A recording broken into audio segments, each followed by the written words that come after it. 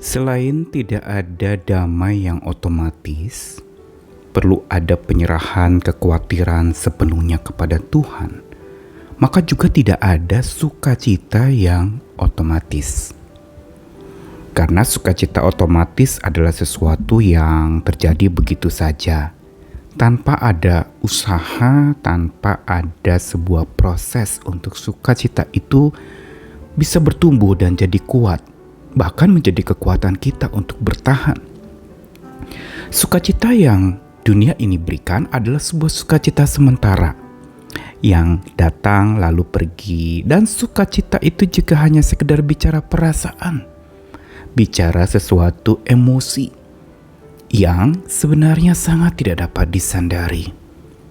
Tetapi sukacita yang dari Tuhan adalah sebuah sukacita yang dinamis, sukacita yang perlu proses di dalamnya, sukacita yang bukan sekedar karena Tuhan, tetapi bersama dengan Tuhan, dari Tuhan, dan tentunya untuk Tuhan.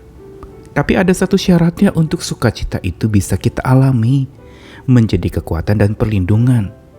Salah satunya adalah sudahi susahmu.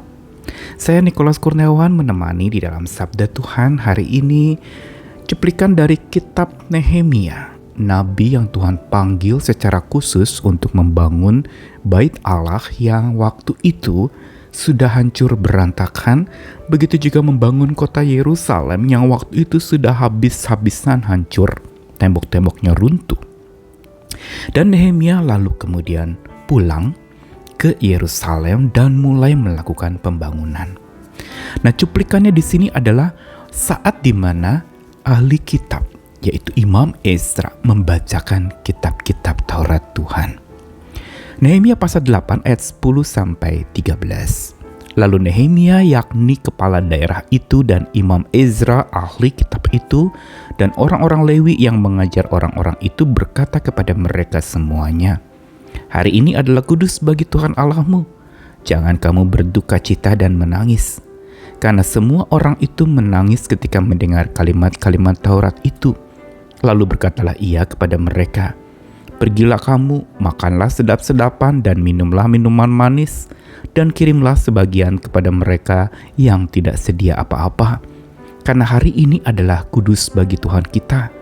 Jangan kamu bersusah hati, sebab sukacita karena Tuhan itulah perlindunganmu." Juga orang-orang Lewi menyuruh semua orang itu supaya diam dengan kata-kata, "Tenanglah, hari ini adalah kudus, jangan kamu bersusah hati." Maka pergilah semua orang itu untuk makan dan minum, untuk membagi-bagi makanan dan berpesta ria, karena mereka mengerti segala firman yang diberitahukan kepada mereka. Sukacita yang dari Tuhan atau sukacita Tuhan adalah sebuah sukacita ilahi. Sukacita yang tentu saja berbeda, bahkan cenderung bertentangan dengan sukacita duniawi dan sukacita manusiawi. Karena sukacita duniawi dan manusiawi itu serba sementara. Setelah datang, dia pergi lagi. Tapi sukacita yang dari Tuhan itu adalah sebuah sukacita. Kata sukacita Tuhan yang jadi kekuatan dan perlindunganmu, itu mau berbicara tentang sukacita yang pertama berasal dari Tuhan. Yang berarti sumber sukacita kita adalah kepada Tuhan. Bukan karena perasaan kita, bukan karena keadaan sekitar kita. Oh, karena saya dapatkan sesuatu, saya bersukacita. Dan lalu kemudian sukacita Tuhan itu bukan saja sukacita yang berasal dari Tuhan atau bersumberkan Tuhan, tapi sukacita yang juga menetap sifatnya di dalam hati manusia. Sukacita dari Tuhan yang bersumber Tuhan itu adalah sukacita abadi yang menetap di hati. Dan sukacita ini bukan semata bicara perasaan saja, tapi bicara soal kelegaan. Di dalamnya juga ada sebuah hikmat untuk lalu seorang bisa bergembira. Bukan gembira sampai lupa diri, tapi gembira karena memang Tuhan ada di hatinya. Bukan karena kebutuhan terpenuhi, tapi karena Tuhan menguasai hidupnya dan hatinya, dan itu yang memberikan sukacita. Dan begitu juga sukacita Tuhan itu adalah sukacita yang terjadi bukan saja bersumberkan Tuhan, tetapi juga sukacita yang bersama dengan Tuhan. Berarti kita yakin, kita sadari ada Tuhan bersama kita, bukan saja di dalam kita yang membuat kita selalu bersukacita, tetapi Tuhan menemani kita dan itu yang membuat kita bersukacita. Namun di dalam bagian yang tadi dibacakan di Nehemia, ini berkaitan erat, semuanya itu sukacita karena Tuhan itu berlandaskan kitab suci. Karena dikatakan ini adegan di mana Imam Ezra ahli kitab membacakan Taurat Tuhan. Dan saat dibacakan itu ada orang yang berduka cita dan menangis. Sampai lalu kemudian dikatakan apa oleh Nehemia? Pergi, makan sedap-sedapan, minum minuman manis, kirimlah sebagian kepada yang tidak punya apa-apa. Dan kuduskanlah hari ini sebagai hari Tuhan. Jangan bersusah hati. Ini dia. Ada satu bagian yang penting untuk supaya sukacita Tuhan itu jadi kekuatan dan perlindungan kita. The joy of the Lord is your strength. Itu baru terjadi bila kita mau dibenahi oleh firman Tuhan. Kita mau dibereskan. Ada satu ketaatan yang berangkat terhadap firman Tuhan, dari firman Tuhan, yang menyebabkan seseorang itu lalu kemudian bisa melakukan sebuah kekuatan untuk melangkah.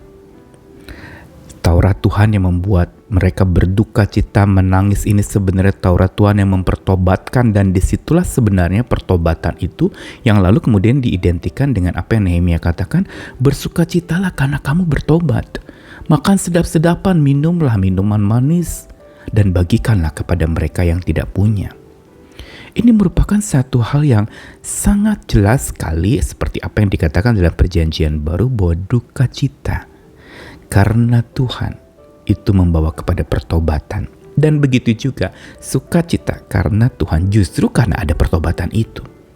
Ini menyebabkan sukacita itu adalah sukacita yang lahir dari sebuah kerendahan hati, kesadaran saya berdosa dan Tuhan menerima saya, berkata-kata masih mau menyampaikan sabdanya kepada saya. Itu adalah sukacita yang sejati dan menetap di hati.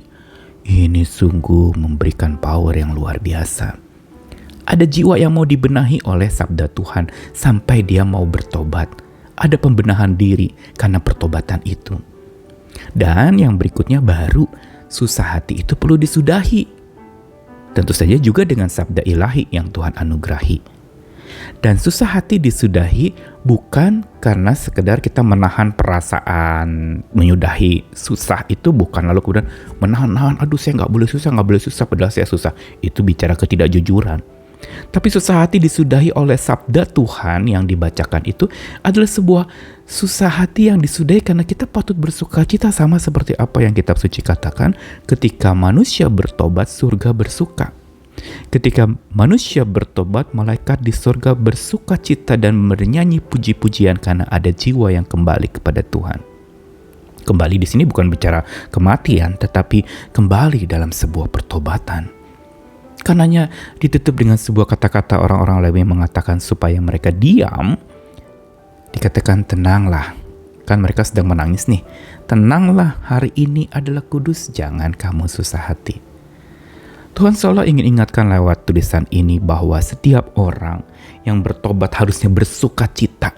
Sama seperti surga bersukacita setelah bertobat, orang harusnya gembira dan menyadari bahwa Tuhan sudah mengampuni dosanya karena pertobatannya tulus di hadapan Tuhan. Mari kita berjuang, belajar hal ini supaya sukacita Tuhan itu tidak terjadi otomatis tetapi dinamis dan jadi kekuatan serta perlindungan hidup kita. Ayo melangkah lagi bersama dengan sukacita yang bentuk ini. Sukacita yang karena sabda Tuhan membenahi hidup kita, dan sukacita yang membuat jiwa kita kembali kepada Sang Ilahi. Tuhan mengasihi kita sekalian. Amin.